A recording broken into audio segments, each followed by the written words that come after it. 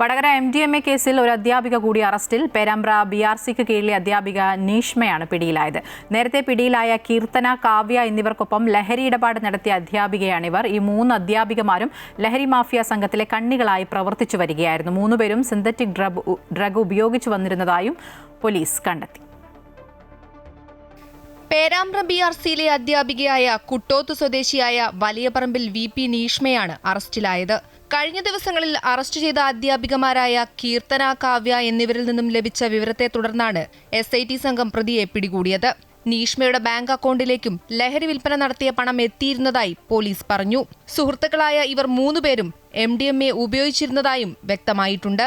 അപ്പോൾ ഞങ്ങളുടെ അന്വേഷണത്തിൽ വ്യക്തമായ ഒരു കാര്യം എന്താണെന്ന് വെച്ചാൽ ഇവർക്ക് വലിയ ഈ മയക്കുമരുന്ന് മാഫിയുമായി ബന്ധപ്പെട്ട ഒരു നെറ്റ്വർക്കിൽ അവർ അംഗമാണ് എന്നൊരു യാതൊരു സംശയമില്ല.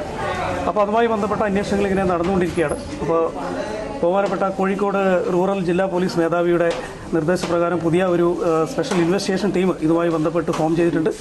അപ്പോൾ അതിൻ്റെ അന്വേഷണങ്ങൾ വളരെ ശക്തമായ രീതിയിൽ നടന്നുകൊണ്ടിരിക്കുകയാണ്. ഈ 3 അധ്യാപികമാരും ഈ സിന്തറ്റിക് ഡ്രഗ്സ് ഉപയോഗിക്കുന്ന ആൾക്കാരാണെന്ന് ഞങ്ങൾക്ക് അന്വേഷണത്തിൽ വ്യക്തമായിട്ടുണ്ട്. ഇൻസ്റ്റാഗ്രാം വഴിയാണ് ഇവർ ഇടപാടുകാരെ കണ്ടെത്തിയിരുന്നത്. കേസിൽ കൂടുതൽ അധ്യാപകർക്ക് പങ്കുണ്ടെന്ന സംശയത്തിൽ അന്വേഷണം വ്യാപിപ്പിക്കാനാണ് തീരുമാനം. വടകര ഇൻസ്പെക്ടർ AV ദിനേശിന്റെ നേതൃത്വത്തിലുള്ള SIT സംഘത്തിനാണ് അന്വേഷണ ചുമതല.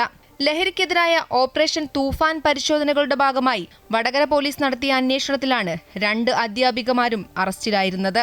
ഇവരുടെ ഇടപാടുകൾ പരിശോധിച്ചപ്പോഴാണ് നീഷ്മയും അറസ്റ്റിലായത്. കഴിഞ്ഞ മാസം 28-ന് സഫ്വാൻ എന്ന യുവാവ് MDMAയുമായി പിടിയിലായിരുന്നു. ഇയാളുടെ മൊഴി അനുസരിച്ചാണ് ആദ്യം അറസ്റ്റിലായ കീർത്തനയിലേക്ക് കാര്യങ്ങൾ എത്തിയത്. പിന്നാലെ കാവ്യയും അറസ്റ്റിലായി. പേരാമ്പ്ര BRCയിൽ സ്പെഷ്യൽ എഡ്യൂക്കേറ്ററായി കരാർ അടിസ്ഥാനത്തിൽ ജോലി ചെയ്തിരുന്ന കാവ്യയുടെ അക്കൗണ്ടിലേക്ക് മുൻപ് അറസ്റ്റിലായ കീർത്തനയുടെ ലഹരി പണമിടപാടുകൾ നടന്നെന്ന കണ്ടെത്തലിനെ തുടർന്നാണ് കാവ്യയെയും അറസ്റ്റ് ചെയ്തിരുന്നത്. അമൃത ന്യൂസ്, കോഴിക്കോട്.